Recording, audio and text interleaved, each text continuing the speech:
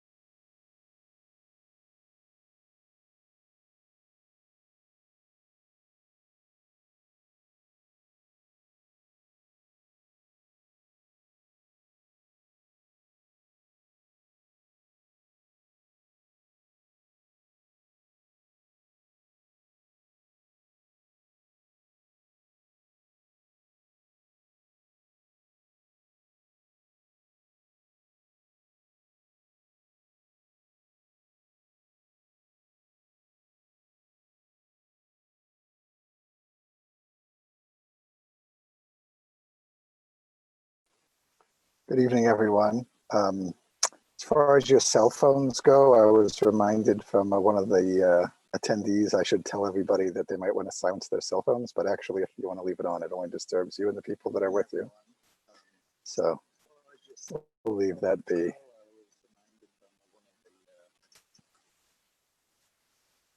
So I want to welcome everyone.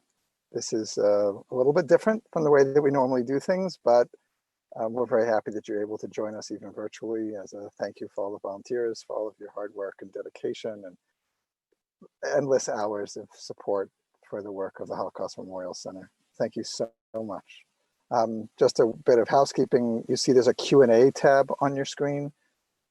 You can type a question in there anytime throughout the program, and the panelists will be able to see it and be able to answer your question either during the program or afterwards. So feel free to use that to send messages to the panelists. It's my honor to introduce our very own docent, Rachelle Reuben.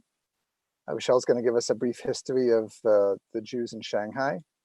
Rachelle herself is a child of two survivors. They met and married in a DB camp in Germany. As many of you know, she is a lifelong educator who is a secondary school teacher and a curriculum and assessment developer. She's been a docent here at the Holocaust Memorial Center since just around my bar mitzvah for probably about 30 years. This month, she's going to be celebrating her 50th wedding anniversary with her dear husband, Barry.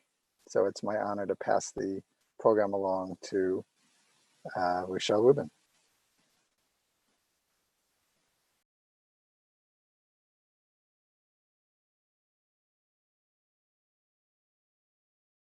Okay, I got to unmute. Well, let's start again. Good evening. I feel honored to have been asked to provide a little background about the Jews of Shanghai prior to Rabbi Gutman's presentation. By 1941, Shanghai had become a haven for nearly 20,000 Jewish refugees. There had been a small Jewish presence in Shanghai for a long time. Jewish traders had arrived via the Silk Road and came primarily from what is now Iraq and Iran. By the mid-1800s, there were approximately 400 Sephardic Jews in that community. In 1842, the port in Shanghai opened for the first time to Western trade. Germany, France, Italy, Portugal, and the United States established rights there for foreign concessions. As a result, a small number of European and American Jews joined this newly formed international community. In the early 1900s, especially during and after World War I, the population of Shanghai also included a few thousand additional Jewish refugees that came from Russia. Initially, when the Nazis came to power in 1933, Jews were encouraged to leave Germany, often brutally. The Nazis wanted Germany to be Judenrein, cleansed of all Jews. Jewish refugees were free to go anywhere they wanted as long as they had permission to enter their destination country. Unfortunately, strict quotas, similar to the ones established here in the United States in 1924, limited the number of immigrants that most countries would allow to enter. Shanghai became a potential haven for Jewish refugees from Germany and Austria because one could enter without having a visa. In 1933, 80 Jewish refugees, mainly physicians, traveled to China by the Trans-Siberian Railway and were able to join the community in Shanghai without any particular difficulty. The Jewish leaders, however, in Germany did not initially encourage emigration to Shanghai. They felt that the refugees were going to be dumped in a faraway port by the Judenschiffe, the Jew ships. Leaders also feared that the potential mistreatment by the Japanese now in China would be worse than what might be coming down the road from the Nazis. As a result, many Jewish refugees did not consider Shanghai a safe harbor or a viable destination. Because some Jewish refugees had already chosen to emigrate to Shanghai, Herbert Hagen from the Nazis' SS did consider Shanghai a possible export destination for Jewish refugees, but in 1936, he felt the time was not quite ripe yet. In 1938, and before 1938, the Shanghai international community consisted of around 1,500 Jewish refugees. A series of events began in 1938 that changed Shanghai's demographics. Starting with March 12, 1938, Germany annexed Austria, which was the home of an additional 185,000 Jews.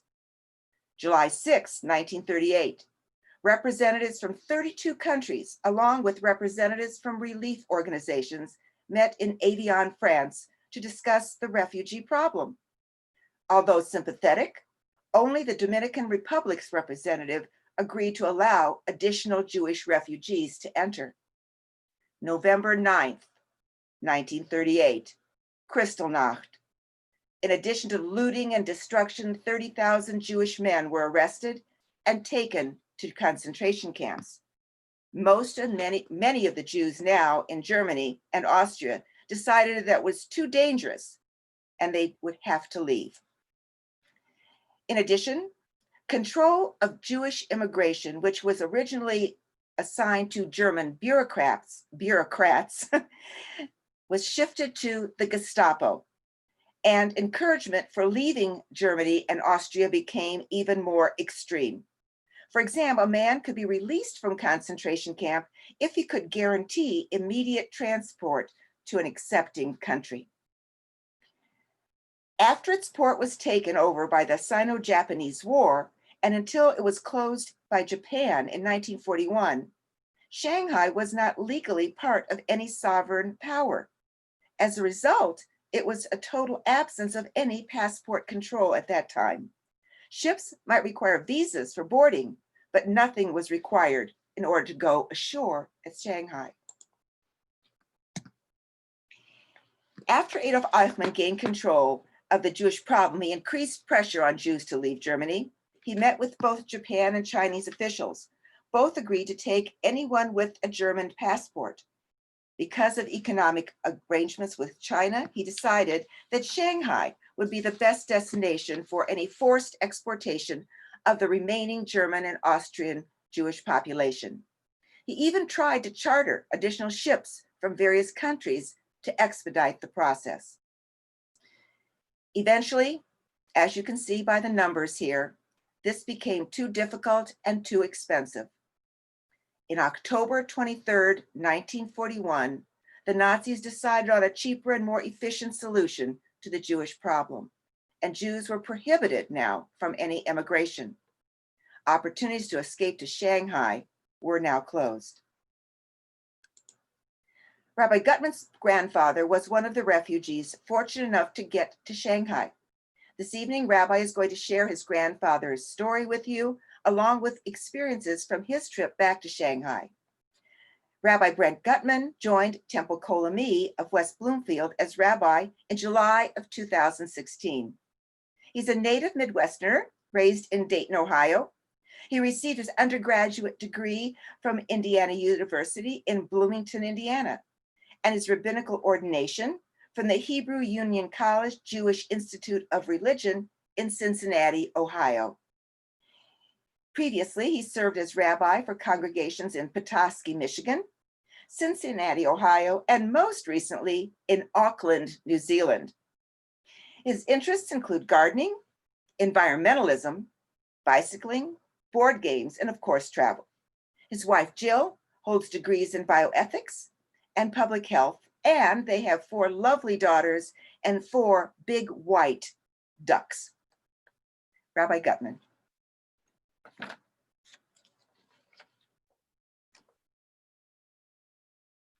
Hello, everyone. Am I on? Hi, Rachelle. Thank you for that lovely introduction, and Mazel Tov on a big anniversary this year. That's really exciting. I want to figure out how to share my screen here so I can bring up my presentation. First things first, I kind of realized that the ducks were going to be coming up, and so here we go. I want to introduce you to my girls, my family, and my ducks. There are 4 girls, as was mentioned. So in front here, I have the eldest, Daria, who's 9 years old, and then Sippy, who's 6. And actually, if we're able to look in the window here, aha, I can even circle them. There's 2 more faces hiding in the window right here. That is Lila and Vera, the 2 youngest ones. You know, some people adopt dogs when they're in quarantine. Some people adopt ducks. So we were the duck people, and that's kind of just the way that it worked out. I'm actually, you're looking at a beautiful background here. I'm in South Haven right now. And when I got a call from Sarah to share with you the story of my grandfather, I felt I couldn't pass it up. And as long as there was internet here, I'd take that opportunity. And also something else that we can do is reminisce about things that we can't really do right now, which is travel. So as was mentioned, I went on a big trip with my children and my wife back in October of 2018, and share a little bit about that. Here is the Forbidden City and my children having fun posing with a dragon statue that's there. One of the reasons that I went there, I'd been trying to go for a couple of years because a good friend of mine from high school ended up moving to China, marrying a Chinese woman. This is Rob and his wife, Sheer. And we are there posing with pandas in Chengdu. So we ended up meeting up with them in central China and traveling a good distance around the country with them. Here's some more panda pictures. The world refuge for pandas houses approximately half of the world's panda population in Chengdu, and it's a way to get up close and personal if you're ever able to make it to that region. Of course, we know there's a embassy that was recently removed from the city of Chengdu.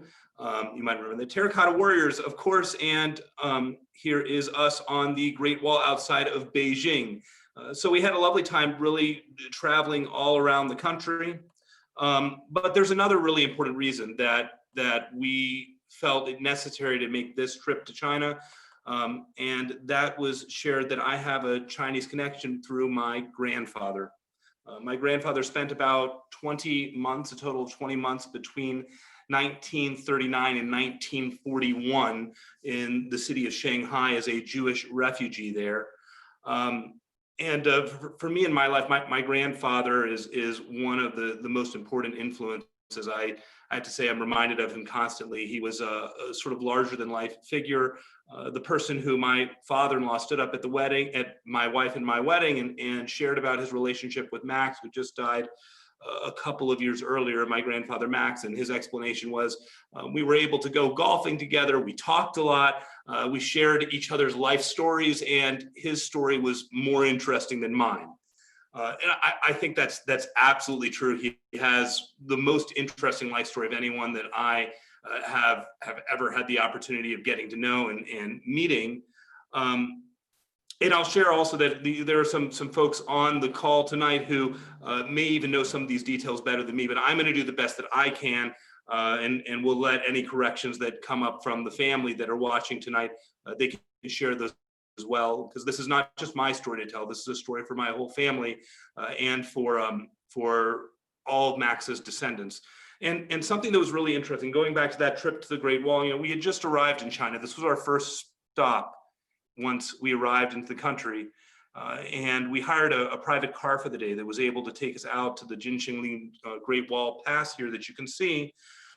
And as we were driving, you know, I was a little bit cautious. I wasn't sure exactly from my experience traveling how much of a compass the people that I spoke to might have for my story. And with the driver in the car on the way back, I built up the chutzpah. I shared with him through our translation app on smartphones. You know, everyone carries these around as Tencent, the company that makes them.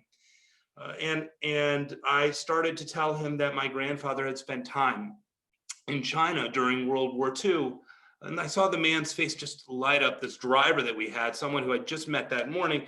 And he asked me to hold up the translator app for him, and I did. I pressed the record, and he spoke something into it. And I went to read the translation. It said, "We were heroes." That was pretty powerful to me, to learn the significance that these Jewish refugees that China took in during World War II had in the mindset of ordinary Chinese citizens, that they recognized that there was something really moral and ethical and good and right, and saving the lives of tens of thousands of Jews, and really, regardless of whatever the current climate is in the world, I have to acknowledge that it was the Chinese that did much to be able to save us. So part of our trip, the last leg, we made it to the Ohel Moshe synagogue, which is where the Jewish Refugee Memorial Hall is housed in Shanghai. And we're able there to tour the synagogue, to see the Allianz house where many of the new refugees were taken and allowed boarding. My grandfather actually stayed there before having found a private apartment. When he got into the private apartment, you know, these were very minimal conditions. There was a bed bug issue, and they called in the landlord to come, and the landlord came in and picked up the mattress and shook it out, said, "No more bed bugs, problem solved." So those were the sorts of things that they were used to while living in those situations, those conditions.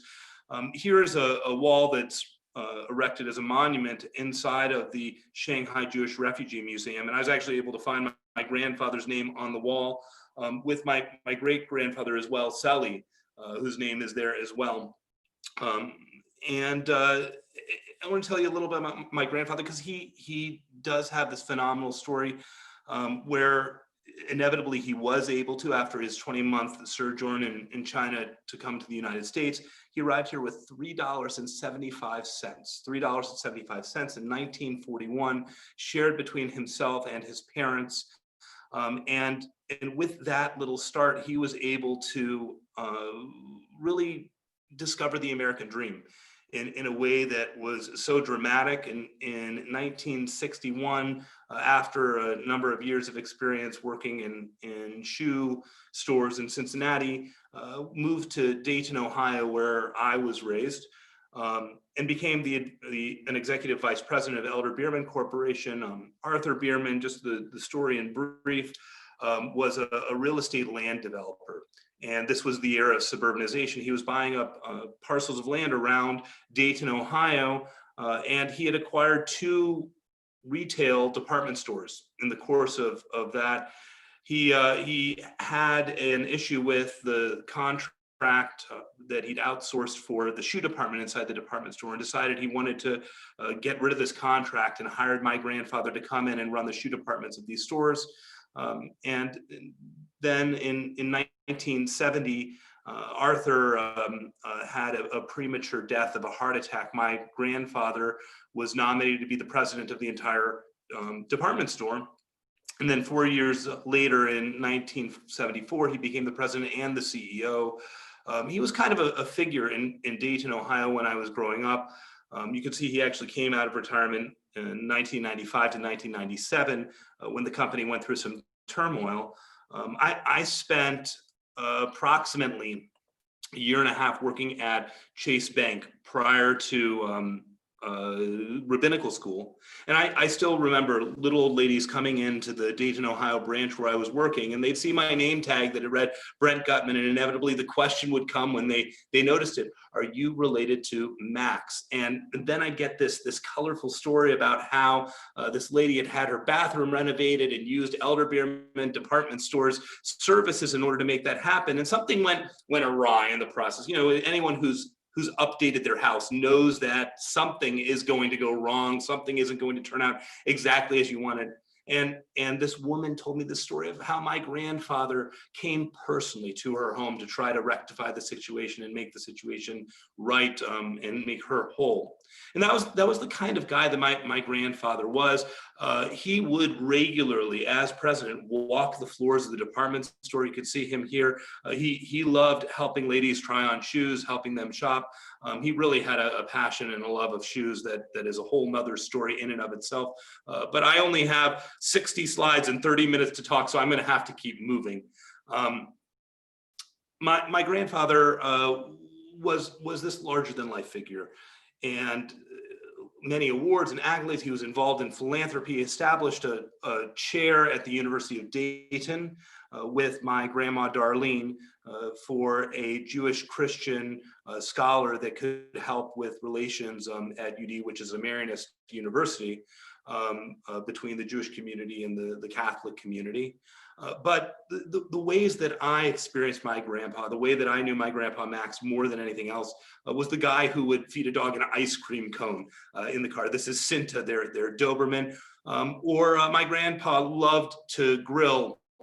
One of the things he did every Halloween, people would hand out candy, of course, like they do today, but my grandpa set up a grill on his driveway, and he was the spot to be, because you could go and get a kosher hot dog fresh off the grill any Halloween night. He did this for years and years and years. And by the way, standing behind me here, this is my sister, Mandy. This is important to share. Let's see here. My grandfather had 2 wives, 2 marriages on the left. This is my father's mom, Dorothy Ginsburg of Cincinnati, Ohio. They actually met at the JCC after he completed his trip to Cincinnati. And on the right, this is Darlene Gutman, Darlene Marlowe, who's actually watching the presentation tonight. Hi, Grandma. Hi, Brian. Nice to have you here. Mom, Dad, I know you're on here as well. And for my grandfather and his family, his siblings here, Bernie and Ilsa. Let's see, here's Bernie, here is Ilsa, and some cousins here, the Trachtenbergs, who were of Arizona, related through my grandfather's Aunt Paula. These were all remarkable stories, as so many survivors or Holocaust refugees stories are, of those that really find a way to come to this country and recreate themselves. They all were born in a place called Niederwehr in Germany, and here's a younger family picture. I apologize, the quality is not great the way that it's scanned, but in the back you can see this is Bernie and Max. Bernie is his older brother, and in the front is Ilsa, and then his parents, Sally, his dad, and Ida, his mom, on the left. Typical German family, I want to say. Sally and Ida were approximately 3 years apart from each other. Sally a little bit older than Ida, and they had a farm in a town called Niederwehr, Germany. Niederwehr is in North Franconia, northern Bavaria. If you look, so Bavaria contains Munich and Nuremberg. If you go twice the distance north from Munich, approximately, you're in their area. And then this is pastoral land. Back in the 19th century, Niederwehr had become distinguished as a place with a significant Jewish population, numbering at its peak probably around about 300 Jews, a lot of them involved in watchmaking and mechanics. It's one of the things that their town was famous for. But by the beginning of the 20th century, that number had dwindled dramatically to about 140 Jewish individuals living in the town of Niederwehren. And by the time of the rise of Hitler, that number dropped even more to 39. So my family, the Gutmans of Niederwehren, they were not watchmakers. Rather, my great-grandfather Sally was a cattle dealer, and they had some farmland. His father, Baruch Gutman, actually started the business back in the 19th century. Here is a lovely picture of some very sweaty and drooly oxen that are plowing a field here with my great uncle Bernie and my grandpa Max. This farmland, I actually have, here's the original deed from the land signed. All this property was confiscated, and actually today is the site where Niederwehren's high school is erected. Here's an aerial shot of the synagogue in the town. It was constructed in 1786. And my great-grandfather, Sally Gutman, served as president of the Niederwehren Synagogue from 1924 to 1938. He was preceded by his uncle Sigmund, who had been president before him. Typically, life in Niederwehren, because there were so few Jews, my grandfather, he did not have the opportunities to go to a special Jewish school, and the kids would play soccer. This is an apple tree that sat in the middle of the village, and one day here they gathered together all the children of the village for a nice picture, and you can see the arrow. There's my grandfather sitting right there in the shadows. This was more or less their life. They would gather apples and potatoes. They had a potato cellar in the basement of their house, where they'd open up the cellar door and they'd take shovelful and shovelfuls of potatoes and fill up the basement. And in the attic, they'd have a side room where they stored all of their apples. Life in the village town before the rise of Hitler was pretty typical, pretty normal. He had a good childhood. There's a story of when the shochet came to town one year. He had a brood of chickens that he was taking care of, and he guarded them ferociously because he did not want the shochet to come near his chicks. All that, of course, started to change in 1933 when Hitler came to power. The Nuremberg laws in 1935 meant that he was no longer able to attend school. They did not have a Jewish school, as I mentioned before, in Niederwehren. In order to continue, he would have had to go to Schweinfurt, which is the nearest town to Niederwehren, in order to enroll in school there. His brother did, in fact. However, in 1937, the family was starting to realize that there was not much of a future for them in Germany. And they started looking for opportunities out. I don't think that they realized at first exactly how dire the situation was or how quickly it would change. But in 1937, they were able to get their an uncle, Sam Gutman, who lived in Cincinnati, to sponsor my great uncle Bernard to go and live and work in Cincinnati. The deal was he was 16 years old. He could work and earn his own way. And in fact, my grandfather was supposed to follow after him in the year and a half that followed, but that never happened with the inevitable course of events. So Bernie left Niederwehren, went to Cincinnati, where he lived with his Uncle Sam. And then, of course, on November 9th, 1938, we're all aware that Kristallnacht occurred. In Niederwehren itself, the synagogue was attacked along with some 40 Jewish homes. There were women that were assaulted, and there in total were 4 Jewish males who were rounded up and sent to the Dachau concentration camp. My great-grandfather, Sally, was one of those men. And the story is that he was walking some of his cattle to market in Schweinfurt, the last cattle he had to sell, perhaps because the business had taken such a turn for the South with some oppressive restrictions, loans extended to other members of the family.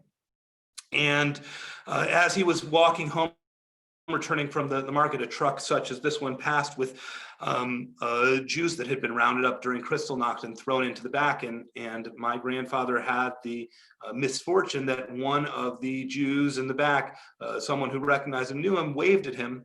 The truck pulled over, they loaded him in, and they took him then to Dachau. Meanwhile, as this was happening, my grandpa Max was getting ready for the winter. They had to plow their field just like we turn over our own garden at our house every winter. They had to plow their field. And the comments that my grandfather makes, he did this with a sort of foreboding, knowing that he was preparing the field for the spring when they'd have to plant the spring crop, but he probably would never see this happening. As he was plowing the field, he saw two figures coming towards him. In his own words, as they came closer, I saw it was my mother and my sister. And my sister was pushing her brand new bicycle she had just gotten for her 8th birthday. As I approached my mother, she had feathers in her hair and was exhausted. She said to me, "Max, you can't come home. Don't come home." And so my grandfather, without a choice of what to do, decided that he would test fate by staying out in the field at night. It was very cold in November as Kristallnacht was happening. Midway through the night, he was so cold, he decided that this was stupid. He figured he'd just go and try to find someone who would take him in. He knew of a Christian Scientist family who lived in the town that he knew for a fact were not part of the SS or members of the Nazi party. And so he went and knocked on their door, and they let him inside. They gave him a little bit of coffee and some bread. And the son of this family worked at a ball bearing factory that was nearby. Ended up coming home, discovering that they had allowed my grandfather into their home, and was outraged. He was concerned if anyone catches him in their house, they're going to be, of course, blamed as well. They could as well be persecuted, even killed. And so after a bit of arguing, they decided that my grandfather would be allowed to sleep on the porch, which is where he spent the remainder of his night, with just a cup of coffee and some dry toast to help him through. The next day, he decided to walk to the police station to give himself up. And at the point that he got there, the police officers laughed at him, actually. They said, "Don't worry, it's all over. You should go home now." And so he went home, and at that point discovered that his father was missing. His mother was fretting, not knowing what to do. It did end up that she heard there were Jews that were being rounded up and taken to Dachau, nearby, the first concentration camp that was established, as I'm sure you're aware. And there she went to argue for her husband's life. The story is that he was forced to stand at attention for long hours, and his own military background. He'd won the Iron Cross in World War I as a soldier, and spoke of his method of survival. He learned how to stand at attention. He knew that he had to bend his legs, that he had to keep circulation going. And somehow my great-grandmother was able to convince the SS guards to release him. And I suppose I've learned at this point that many of those who were rounded up and imprisoned on Kristallnacht were inevitably released before then either being rearrested or leaving. But the story, somehow they managed to get out, and at the same time they were forced to negotiate and to sell all of their property, the farm, the house, all of their fine silverware and every world possession they had, which they exchanged for money that they added to the money that they got in from Sam Gutman, who at this point realized that there wasn't going to be a chance for them to get out of Germany later. They had to come now. And they took this money, they took visas that they had acquired, helped first to get Ilse, his younger sister, to London. She went on the Kindertransport. I'm not going to be able to pronounce it the way that it's pronounced in German because I don't speak Germany. So only my grandfather, Max, remained with his parents in Germany, and they had to figure out where to go to next. They managed to buy tickets on the train to Hamburg, where they were able to stay at the Jewish Agency. This is a bit of family lore. I'm not exactly certain that it was the St. Louis. It may have been the ship that left just after the St. Louis. In any case, they'd purchased tickets to go on to either the St. Louis or the ship afterwards. And as they went to board, the exit customs agent, the German exit customs agent, told them that their visas that they were holding were fraudulent. Again, it's a question. They bought the visas legitimately. They didn't think they were fraudulent, but the back and forth with the exit agent meant that they were not able to board the ship. And so they sold their tickets to board the ship right at the pier to another very, very unlucky family. That ship that they had tickets for, whether it was the St. Louis or not, the story is that it did not get admission to its destination. It returned, and not a single Jewish passenger on the ship survived. They returned to Germany and were unloaded and taken to concentration camps. So that final insult from that exit customs agent ended up actually saving their lives. My great-grandfather heard that there was a way they could get visas to go to Shanghai. So they boarded a train first to Strasbourg and then to Marseille. You can ignore the 18 hours and 39 minutes because I just pulled the map from Google and I didn't know how to make that go away. And once they got to Marseille with their visas to Shanghai, they boarded a ship. My grandfather never left the little town of Niederwehr his entire life. And now he's in France, in Marseille, he's getting on a ship. They went through the Suez Canal first. And at the Suez Canal, the British military wouldn't even let them off the ship. They knew they were Jewish, and they were concerned that they might try to escape and go to Palestine. Certainly, they did not want that. So they had to remain on the ship the entire time as they crossed through the Suez Canal. The ship then took them to Sri Lanka, where my grandfather described seeing, again, people from cultures that he couldn't have imagined from his small little village in Germany. In French Indochina, they made another port of call. My grandfather became friends with some soldiers there in the French army and tells stories about their discussions of Hitler's activity. One of the soldiers made the comment that if Hitler decided to act Germany, there was no way he would get through the Maginot Line. Of course, we know that turned out not to be the case. And finally, he made it to Shanghai, as Rachelle mentioned. Here is a picture of Shanghai in the 1930s. This is the Bund area, the wharf. There was a significant Jewish population that was living in Shanghai. The Sassoons were an old family, as in Vidal Sassoon, that operated a hotel known as the Peace Hotel. I mentioned the Peace Hotel. It's an interesting place to mention when thinking of my grandfather, because it happens to be the only place where my grandfather went looking for a job and did not receive that job. He had heard that there was an opportunity. He was looking furiously for work. His father from Dachau, although he survived, was more or less a broken man. Wasn't able to earn a living.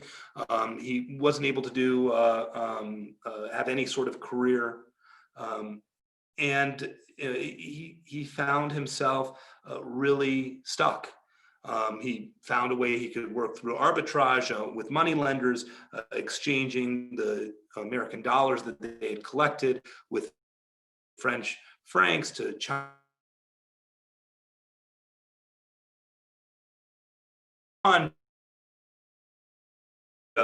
Was going to the American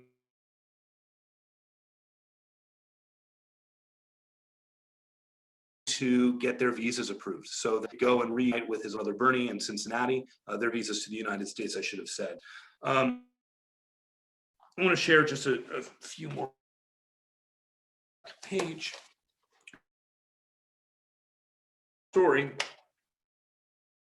as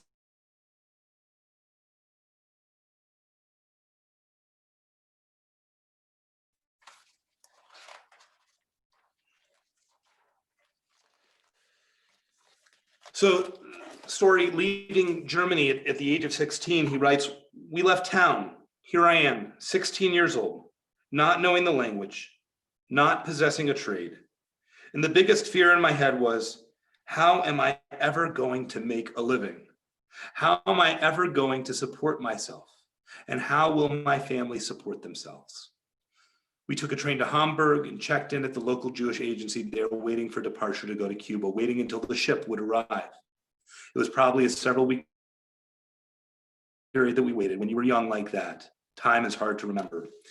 That thought, that obsession, the need to survive, I think is something extremely common for those individuals who face hardships such as the Holocaust. For my grandfather, by the time he made it to China, he ended up making friends with another young man who was at the Alliance Center in Shanghai, the Jewish Alliance Center. And with that other young man, heard about opportunities for Jews to go and work in tanneries. And jumped at the opportunity to go and earn some money to support his parents. He was the only one able to earn a living. And working in a tannery was a tough job. Those interested in the lore Jewishly around this, one of the reasons listed, there's not many, but one of the reasons listed that a woman can divorce their husband is if their husband works in a tannery, because of all the foul smells that you encounter. But in any case, this ended up being somewhat lucrative. I mean, I'm sure not as much as he made in later years, but he was able to earn enough money there to support his family, and then happened to notice that many scraps of leather were being thrown away as they were processing them in Shanghai. He asked his foreman if he could take home some of these scraps from the tannery. In his backyard, in the apartment they had, he set up a secondary tanning business with his friend, where they were able to take those scraps and turn them into marketable goods. And in the 20 months that he spent in Shanghai, he managed to build this business up so much that when the visas for their family to go to the States were eventually approved, he had a lot of trouble leaving his business, and his mother actually had to pull him away from his business, telling him that he was not allowed to remain in Shanghai without the rest of the family. I think he may just have stayed if that were not the case. Let's see here. So they made the passage from Shanghai via Hawaii to San Francisco, and from San Francisco eventually to Cincinnati, where they were reconnected with his brother, and where he met. I had a picture of Dorothy, his wife, who he met at the JCC in Covington. He was in Cincinnati for a few years altogether before his number came up, his draft number. He ended up enlisting in the military and returned to Germany.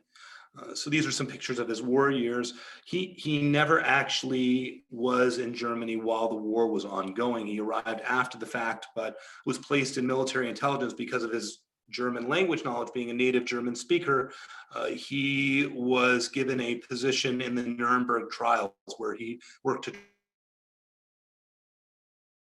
documents they were using in the court proceedings that were occurring there. Have a significant role that he played.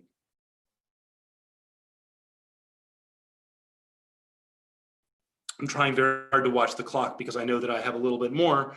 And I realized that with my grandfather, how he was able to arrive in this country with literally just a few dollars to his family, to build himself up into something very successful, really this American dream. I was so fortunate to be his grandson, one of his 7 grandchildren.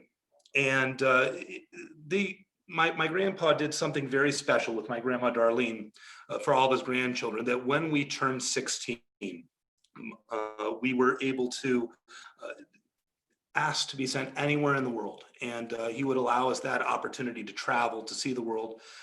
And for me, the place that I wanted to go more than anything was actually with my grandfather. I asked my grandfather if he would take me back to Germany to show me where he was born.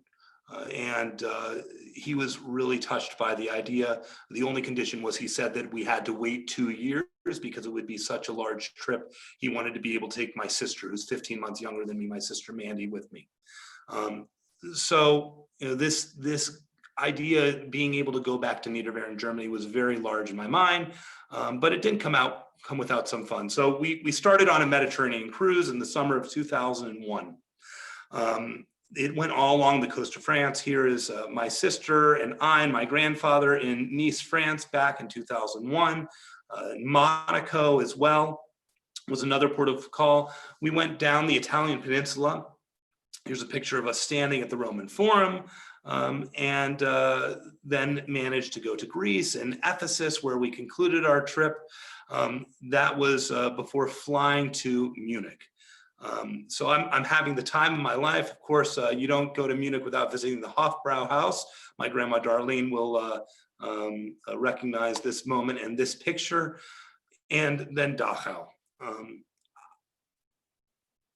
I have a lot of trouble looking at these pictures, honestly, and sharing, knowing that my great-grandfather had stood in this very place. Those of you who have been to Dachau, this is the main hall that was left erect here. The other houses where the prisoners were forced to live were all torn down. There's this mural that's reminiscent of barbed wire and human bodies that has been erected to stand right in front of this hall. The crematoria in Dachau, as well as just outside the crematoria, there was this plaque that marked the graves where remains had been found for, I guess, thousands of individuals outside. This was despite the fact that my grandfather pointed out a plaque on the wall in the crematoria, which was not there when I actually returned to Dachau some years later. It had said that the crematoria was never used. This was unbelievable to all of us. From Munich, we were able to make the trip north to Niederwehren. Here's the town of Niederwehren, and here is us on the train ride. That's my grandma Darlene and my grandpa Max making our way. And you know, the town, beautiful, picturesque German village. Here is a picture down the main street. So we get there and we're walking around, and first a woman walks up to my grandfather, actually recognizes him and says, Max Gutman, and starts speaking to him in German. I hear my grandfather respond in German. My grandfather very, very, very rarely spoke any words of German. In fact, he had refused to speak German for many years since coming to the United States. In any case, she came up and introduced herself, and I remember the moment that she turned, was no longer in earshot. My grandfather turned to me and said her family were members of the SS. They didn't do anything for us when they came to take our lives and our home away. We managed to go into a local pub and met this gentleman here. I can't actually remember his name, but my grandfather was looking for his home and wanted someone who could come and maybe introduce my grandfather to the current residents that were living there, that they might let us in and allow us to see. And so he walked us down the street, and this here actually on the right is the home that my grandfather was born in, on the right side here. On the left, there was the cattle shed. Indeed, here he is standing in front of the house.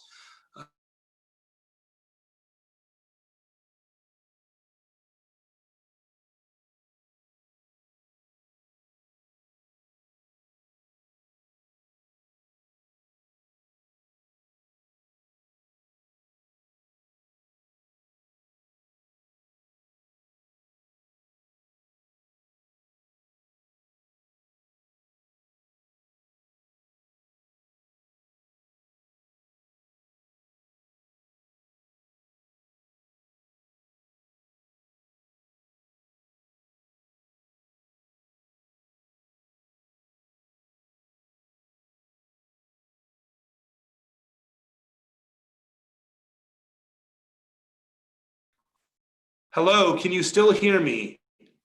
Rabbi, we hear you fine. Sorry, we lost you there for a minute. No problem. I hope that I'm going to pick up right where we left off. If not, you'll please let me know. So I remember getting to the Jewish cemetery, and the caretaker was out. My grandfather, just like it was nothing, 79 years old, went and jumped over the gate, and we find ourselves inside among these tombstones and are walking about, looking to see if we can find the headstones of family members. Mendel Zeilberg from my great-grandma Ida's side, and from my great-grandpa Sully's side, this is Mayor Gutman, who I think it's my great-great-grandfather, Baruch Gutman. His gravestone was there as well. Malcolm Gutman was his wife. taking out these pictures Sarah, I have to thank you again so much for the opportunity to share. This has been a really important way to remember and reminisce, and think of these three people who were these larger than life figures in my life: my grandpa Max, his older brother Bernie, his younger sister Ilsa, who did eventually make it to the United States after living through the London Blitz, going there on the Kinder transport, as I told you earlier. And the amazing family that I have, all thanks to the fact that my grandfather and his parents were able to find a passage out of Europe to Shanghai. And this is really an important message for me, that that being a third generation Holocaust refugee, my grandfather actually did not like the word survivor. He didn't consider himself a survivor. He considered himself a refugee. But being that third generation, and recognizing also as a rabbi that, we're not going to have survivors among us for many, many more years. And I'm so grateful for this opportunity to be able to share this story, a bit of this travel journal, my grandfather and his life, because really it is up to us, the future generations, to be able to carry these stories forward, and to remember, that it lies with us to make sure that history does not repeat itself. I remember asking my grandfather a really intense question as we arrived in Niederbayern that day to see his house. I asked him, I said, "Grandpa, with everything you went through, with all the persecution you faced, with all of the challenges, the insults, all of the times that you had been called less than or told you were less than, what was it that motivated you? What was it that helped you keep going?" And his response to me was, "I wanted to show those people what a Jew was capable of." That stuck with me. I think we have different ways we can react to the experience of such tragedy, the experience of such challenge. And my grandfather, that he reacted to his persecution with pride, that he was able to say, I am who I am. I'm not going to let anyone make me feel less than. I'm not going to conceal my identity from anyone. That's something that lives within me very powerfully today. So thank you for letting me share my story. And I believe that we have some Q&A. Rabbi Merrifield, you're up. Go ahead.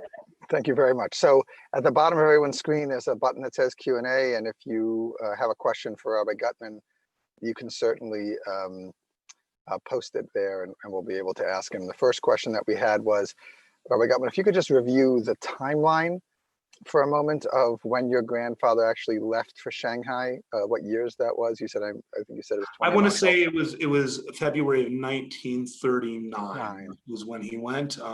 Please correct me if I'm wrong. Those who know better that are listening out there. Right, they can always post that in the Q&A also. Exactly. As a number of our docents are aware, there was a study done on the St. Louis passengers, and it turns out that I think a third of them were murdered during the war, but that 2/3 of them I think did survive. There was a scholar who went through and found every family and tracked them down. The other boat that you mentioned may have had less luck. The other piece of the story that you hinted at that some of our docents might be familiar with is the visas that people had to get themselves into, was it Cuba, I believe, were issued by a corrupt embassy official. And so they were legitimate visas produced by somebody who was taking bribes to issue them. And that's the story of the St. Louis itself, that when the entire boatload got towards towards Cuba, the Cuban says, "We're not taking these people. We didn't want these visas issued." And everybody says, "What do you mean? I have a legit visa that was issued by your embassy." And they're like, "Right, but we didn't tell them they were allowed." And that contrasts with the situation from Portugal, the story of the consul Mendoza, who wrote visas against the interests of his superiors, but they honored them. And then also the story of the Chinese vice consul Sugihara, where they didn't need the visas to actually get, they weren't destination oriented. And so those visas were not actually used, but Sugihara also used his office to save Jewish lives, in his case, thousands. There's some comments regarding origin of Jews ending up in China during the war, but I don't see the question. So I think if that's the question, it might be that the majority of Jews who ended up in Shanghai were actually of Austrian descent. German was the language spoken among the refugees, though, and if my grandpa was able to converse with any Chinese that were of Shanghaiese, it was because they spoke a little bit of English, and he spoke a little bit of English, and that's kind of the way that they got by. So, in addition to the Jews who came from German-speaking countries, there's also the famous group who came from Lithuania. Some of them who settled in Detroit. We have a number of families in Detroit whose families came through Shanghai as well. The Mir Yeshiva from Lithuania found its way to Shanghai and those families. But like I think about some of our survivor families, there were marriages made between these Mir single men who came through and the German daughters. And for example, the head of the Yeshiva Gedola in Michigan, Rabbi Leib Bakst, married a German girl. She's still alive, Mrs. Bakst, who was married in I think on the boat on the way leaving Shanghai. If I can, Ellie, I see a question here, or Sarah is reminding me to share. You know, I glossed so much over his professional career and how he got from A to B and going from being a stock boy, essentially, who knew leather. That's how he got his first job in a shoe store, to going and being the CEO of this large Midwestern department store, 60-some individuals. And something that I did not mention is that there's a family relation to the Kissingers, that the family of Henry Kissinger, who was a second cousin, I believe, to my grandpa, through his mom's side.